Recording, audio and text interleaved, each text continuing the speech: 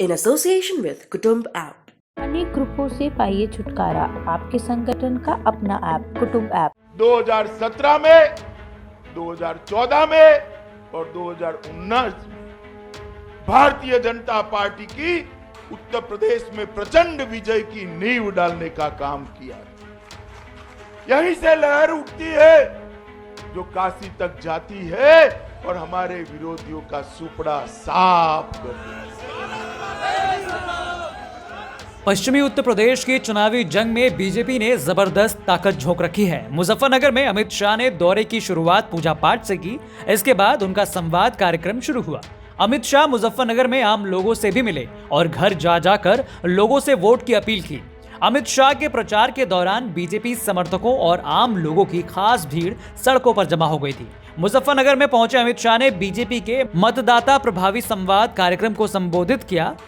यहां उन्होंने मुजफ्फरनगर दंगों के घाव को कुदेरते हुए कहा, मैं उन दंगों की पीड़ा को भूला नहीं हूं।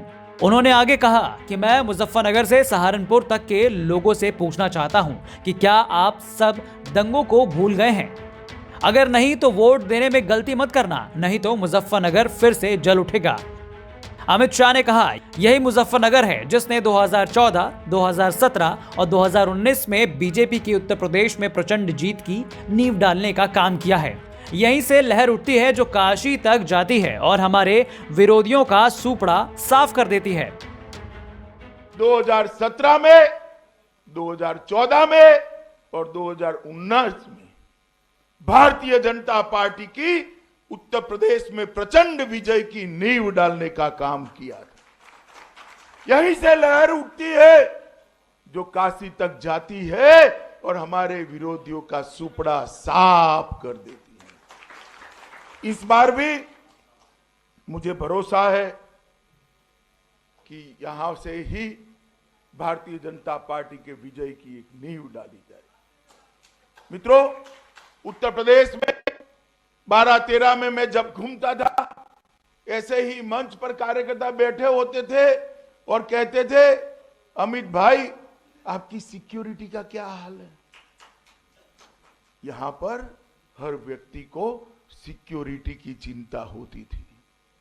जिस प्रकार से सपा बसपा सपा के राज में माफियाओं ने इस प्रदेश को गिरफ्त में लिया था, गैंगे बन गई थी और धर्म के आधार पर, जाति के आधार पर राजनीति करने वालों का बोलबाला था।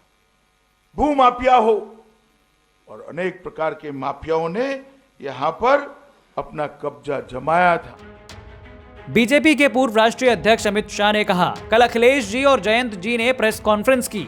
वो कहते हैं कि हम साथ साथ हैं, मगर ये साथ कब तक है? अगर इनकी सरकार बन गई तो जयंत जी सरकार से निकल जाएंगे और आजम खान वापस आ जाएंगे। यूपी के लोग तो टिकटों के बंटवारे से समझ गए हैं कि आगे क्या होने वाला है। उन्होंने आगे कहा कि आपका एक वोट उत्तर प्रदेश में माफिया राज भी ला सकता है और वही वोट माफिया राज से मुक्ति भी दिला सकता है। अगर एसपी बीएसपी की सरकार बनी तो फिर से माफिया राज आएगा और जातिवाद आएगा, लेकिन अगर बीजेपी को वोट दिया तो उत्तर प्रदेश देश का नंबर 1 राज्य बनेगा।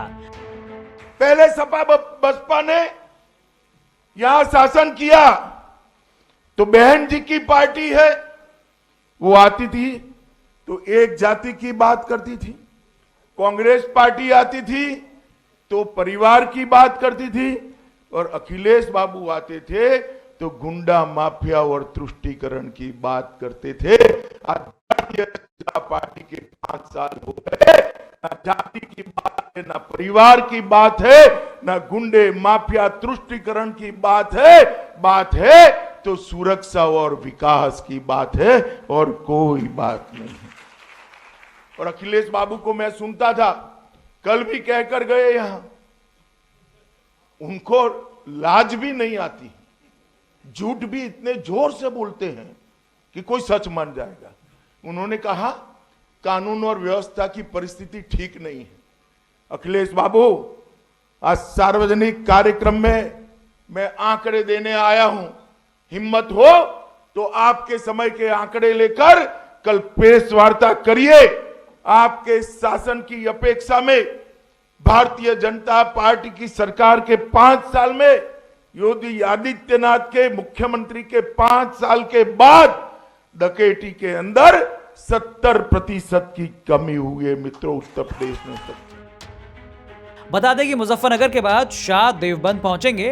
वहीं दूसरी ओर आपको बता दें कि बीजेपी अध्यक्ष जेपी नड्डा ने बरेली में घर जा जाकर वोट मांगा। सीएम योगी आज बागपत और गाजियाबाद में प्रचार की बागडोर संभालते हुए नजर आएंगे। ब्यूरो रिपोर्ट, यूपी तक।